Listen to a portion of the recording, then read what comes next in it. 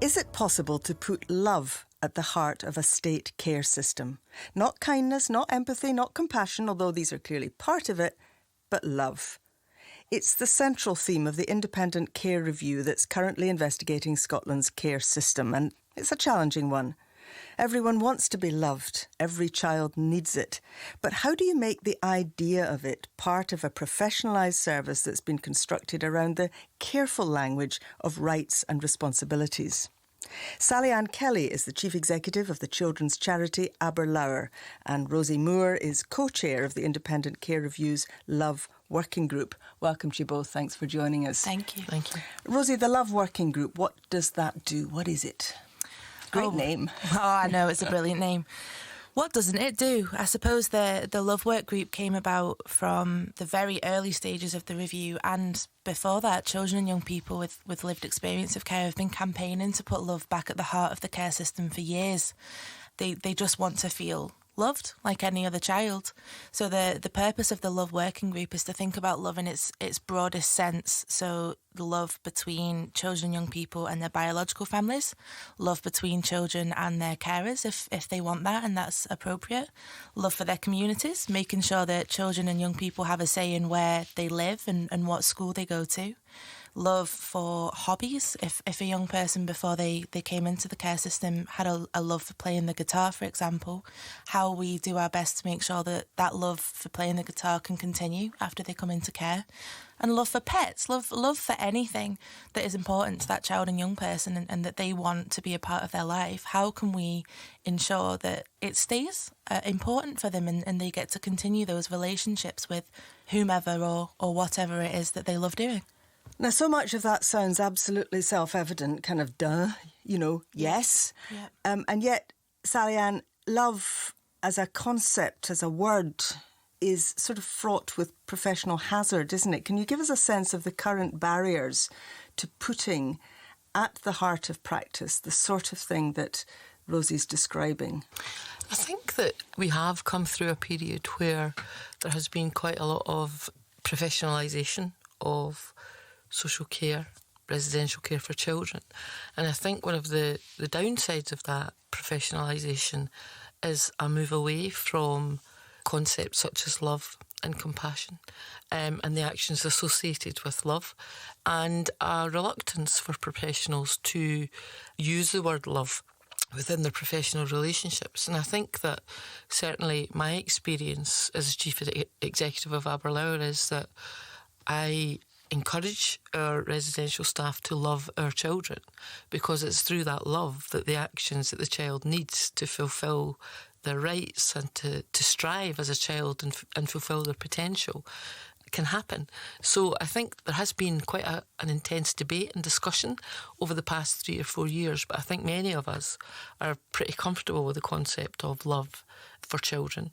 And from my professional perspective, it's not something that we should be afraid of, because for every child in our society, for my children, love is a prerequisite to them succeeding. Their sense of acceptance, their sense of belonging in their family. For children who are in the care system, who have experienced loss and separation, then they need adults around them who offer them that love. As you well know, Rosie, because you were in that system yourself growing up, I mean, what did the experience of feeling that you were loved or not feeling that you were loved mean for you? I mean, this is something that I think I've reflected upon now I'm an adult, and I can think back on it clearly. I didn't recognise it as a teenager. I was a teenager when I came into foster care.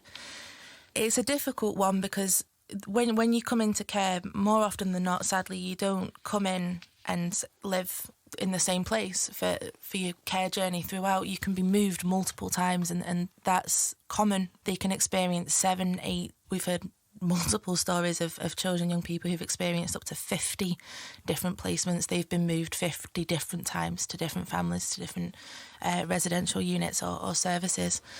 I think I had about 7 or 8 different foster families that I lived with.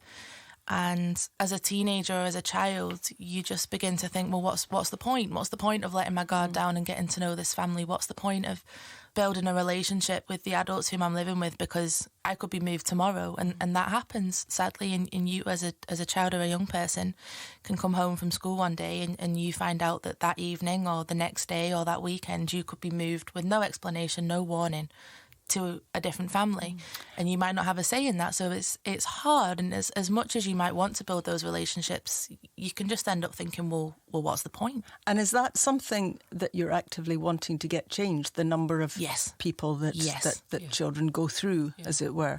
Absolutely. Yeah. That is something that is still present in the care system just now. And the types of service we provide in Aberlour, we often have children coming to us in very distressed states who have been through multiple placement breakdowns. Now, what we also know is for children to heal from the trauma that they've been through, they need predictable, reliable, safe and trusting adult relationships where they feel loved. Yeah. You can imagine the turmoil that countless changes in placement might cause for children. And the children, when they come to us, are very, very distressed. So we have a huge job to do in terms of trying to build the trust that Rosie talks about, to try and help those children regulate their emotions in a way that helps them manage their day-to-day life. So cutting down the number of care placements for children is essential, but I actually think that trying to support families to try and prevent the children coming into care in the first place is our biggest challenge in Scotland.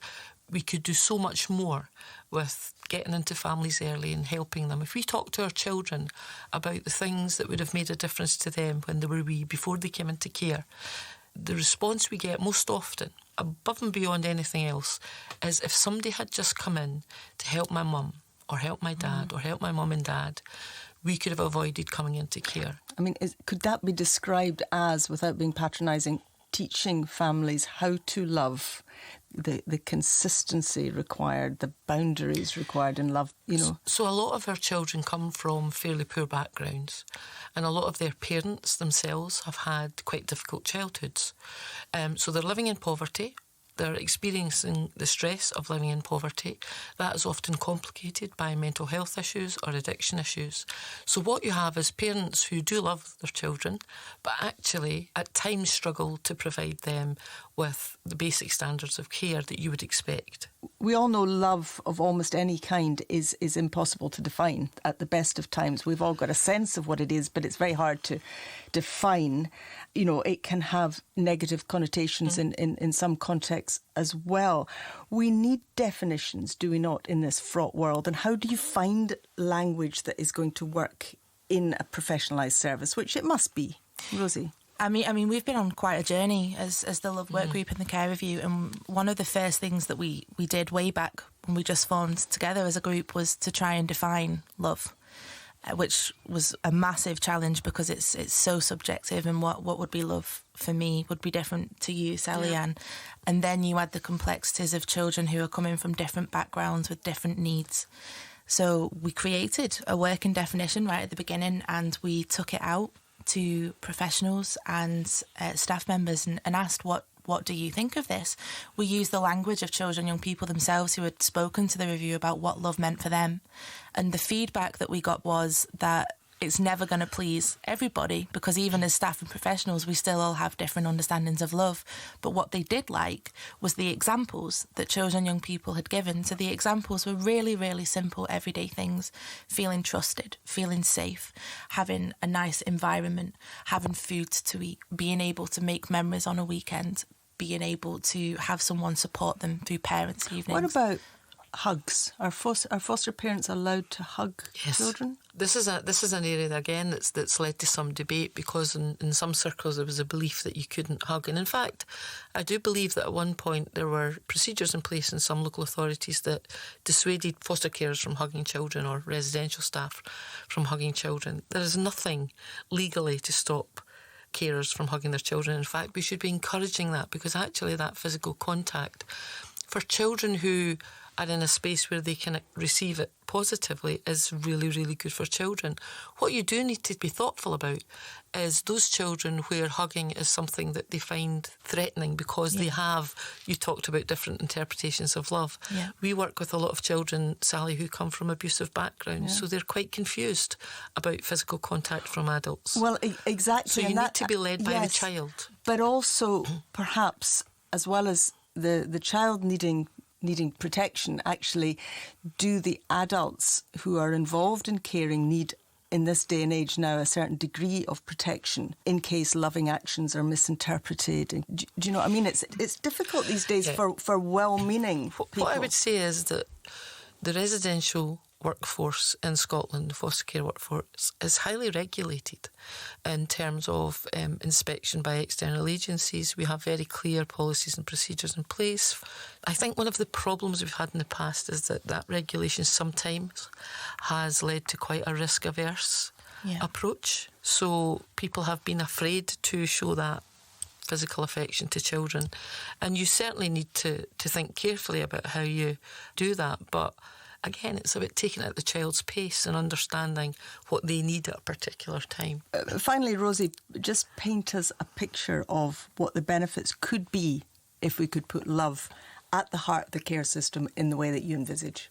I think the benefits would be countless. We'd have children who would be able to flourish and to reach their potential and to feel safe and to grow up with a sense of worth and value and recognising that they have people around them that love them and care for them, whoever those people may be. But if we have children that are growing up that have that support and that love and that nurture around them, we are going to have adults that grow up that have a sense of confidence, of worth, of better well-being, that are going to reach their potential and are going to have those social networks and those relationships to be able to thrive as adults as they deserve to. Thank you very much. SallyAnn Kelly, Chief Executive of the children's charity Aberlour, and Rosie Moore, Co-Chair of Scotland's Independent Care Review's Love Working Group.